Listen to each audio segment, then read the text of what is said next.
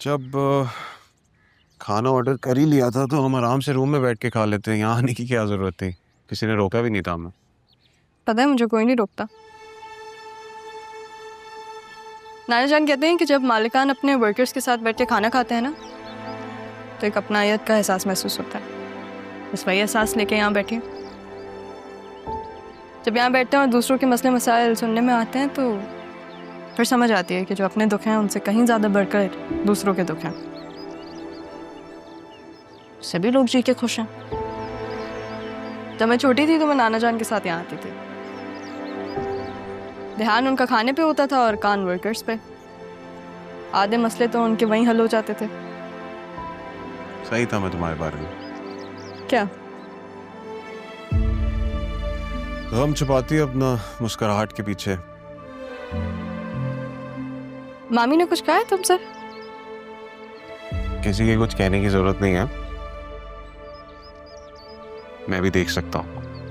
अच्छा, फिर भी आप दूसरों की बातों में आके कभी कभी अपने फैसले बदल लेते हो। हाँ, लेकिन मेरी वो नेचर नहीं है शायद।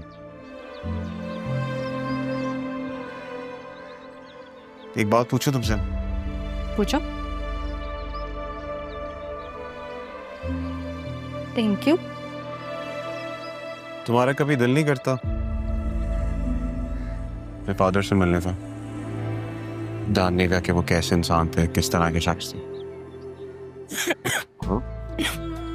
I'm sorry. ये लो बेटा, पानी पी लो। ठंडा पानी पी लो, खांसी रुक जाएगी।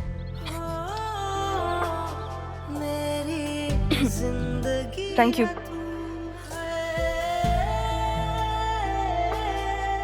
आप क्या इंतजार कर रहे थे मेरी खांसी का? अरे नहीं, वो आज कैंटीन बॉय नहीं आया ना, तो मैं बस पानी देने जा रहा था। अगर बातें हो गई हो तो पानी दे दो सुपरवाइजर साहब।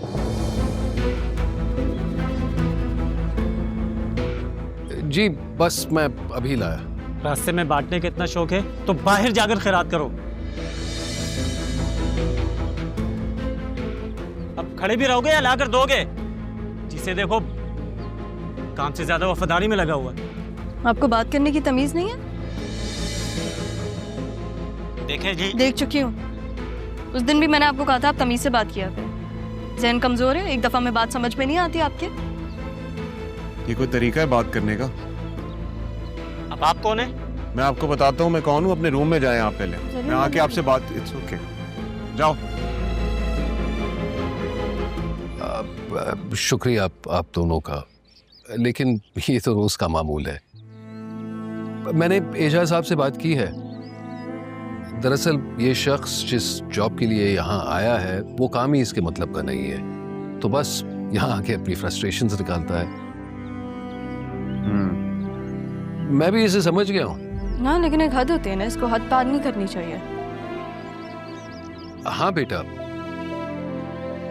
लेकिन कभी कभी हम लोगों के हदें समझ नहीं पाते ना। हम लोगों को उनके कंफर्ट जोन से निकाल जरूर देते हैं, लेकिन फिर उनका साथ नहीं देते, उन्हें सपोर्ट नहीं मिलता। उन्हें कंफर्ट जोन से निकाल देते, लेकिन उन्हें वो कंफर्ट नहीं देते जो वो डिजर्व करते हैं। बस अपने जोन में कैद कर देते हैं। अभी बेचारा राशिद भी यहाँ नौकरी के चक्कर में तो जरूर आया है, लेकिन उसे यहाँ वो जगह नहीं मिली है जो वो डिजर्व करता है। काफी फलसफियाना बातें कर लेते हैं आप।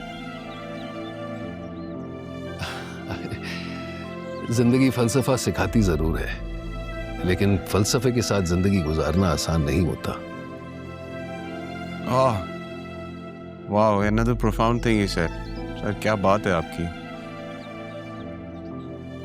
I hope may our tea served in your happiness. With pleasure, sir. Just a minute. Thank you.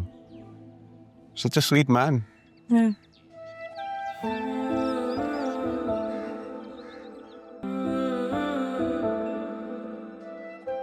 इस शख्स को देख के कितना अजीब सा एहसास होता है, जैसे कोई अपना बिछड़ा